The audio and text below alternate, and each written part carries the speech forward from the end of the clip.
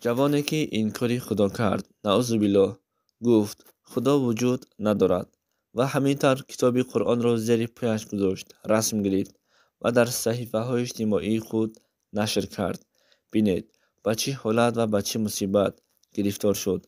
دوستان عزیز، نوا را تا آخر تماشا کنید و با دیگران هم برسانید تا که درس عبرت شود انشاءالله. ترکیه دولت است که همه ما میدونیم، میشناسیم و در آنجا مسلمان ها نیز بسیار هستند.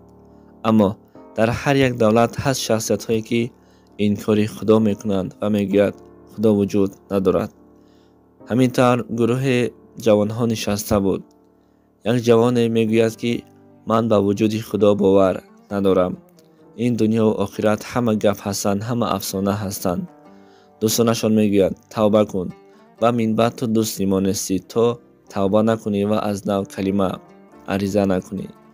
همینطور این بدبخت از فکر و خیالش بر نمیگردد، رفته کتاب قرآن را زیر پایش میگذارد و بعدا رسم میگیرد و رسم گرفته‌اش را در صحیفه های اجتماعی خود میگذارد و در سامانه های اجتماعی نشر میکند.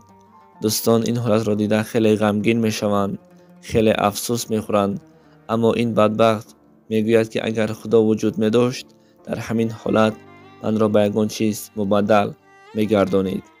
از بین مدت میگذرد، این بدبخت را به بیمارخانه میبرند و این رسم که شما میبینید پس از گرفتن رسم قرآن این را خداوند به همین حال و احوال گرفتار کرد. البته خداوند خیلی ذاتی مهربان است.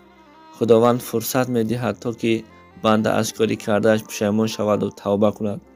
اما این بدبخت را به همین حالت و به همین مصیبت گرفتار کرده عبرت بر دیگران میکند. البته خداوند ذات مهربان و ذات رحمت است که به هر یک کاری که ما در این دنیا میکنیم، البته اگر پوزش از صدق دل بخواهیم، خداوند ما را میبخشد. و همینطور دوستان عزیز، این یک درس عبرت بر ما و شما هست که تا فرصت داریم توبه کنیم و خداوند همه ما را با نور ایمان مشرف بگرداند. السلام علیکم و رحمت الله و برکاته.